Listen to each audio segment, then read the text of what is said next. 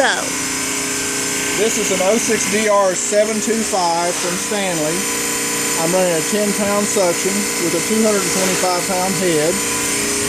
I'm running at 484 volts.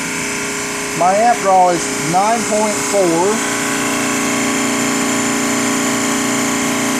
9.0, and 8.7. The machine is very quiet. We've done nothing to it. We took it back in and retested it. My oil pressure gross is 40 pounds. Minus the 10 gives me 30 pounds of oil pressure. The machine's been run for 20 minutes now. And my temperature on my head is 176 to 180.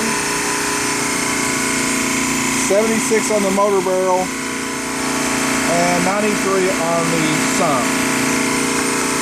There's evidently nothing wrong with this machine. I'm going to pump it down in just a second and see if it holds in pump down.